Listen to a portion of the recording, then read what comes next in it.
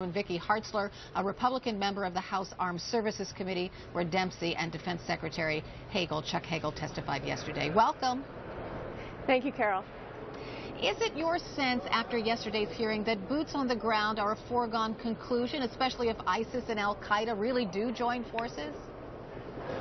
Well, I don't think it's a foregone conclusion, but certainly that is a possibility. And this president, sadly, has taken things off the table and keeps projecting to our enemy what we will and will not do. And I don't think that is a very sound strategy on his part.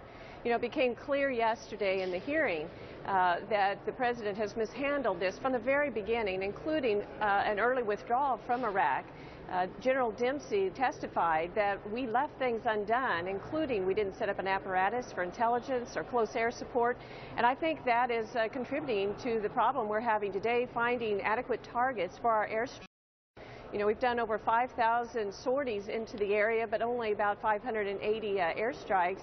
And that translates to about 8 a day. And when the first 75 days of the Afghanistan conflict, we were averaging 86 targets hit a day. And because we don't have that intelligence, because we left too soon, and the president continues to mishandle this.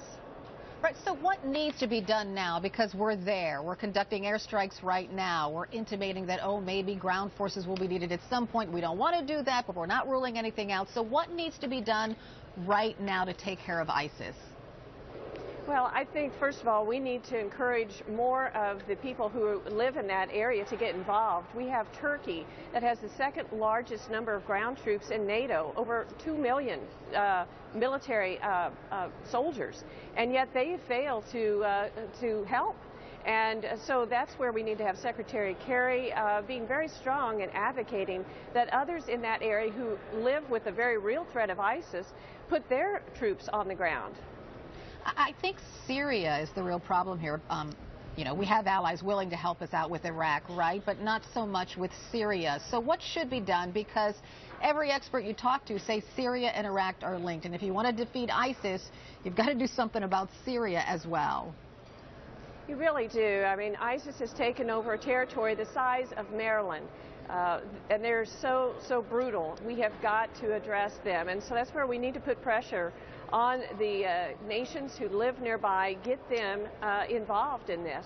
And we have to be decisive in our strategy. You know, our coalition partners have to believe that our president is serious, that he wants to win, and that he has a comprehensive strategy. How do we get rid of Bashar al-Assad? Because a lot of people say he's just muddying the waters there, and until he's out of office, ISIS will not be defeated. So how does the United States do that?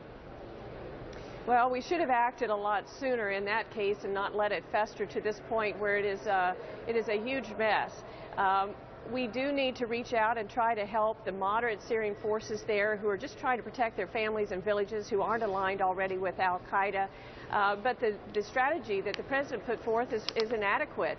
After a year, they testify they're going to have 5,000. Well, they're going to have 5,000 people trained, and right now ISIS has over 30,000 people, troops in their brigade. So we need to ramp it up, and we need to first of all show a commitment that we are going to do everything possible. We should not telegraph what we are and are not going to do, like our president has. And the president needs to listen to the people at the Pentagon and work with our military. We have two very glaring examples of when that has not occurred. When he allowed the National Security Advisor, Susan Rice, in July to send a letter to the Speaker asking to rescind and repeal the authorization of use of military force, which he didn't even talk to the Pentagon about it, and now that is the authority. I hear what you're saying. You say we should ramp it up. What do you mean by that? How should the United States ramp things up to defeat ISIS?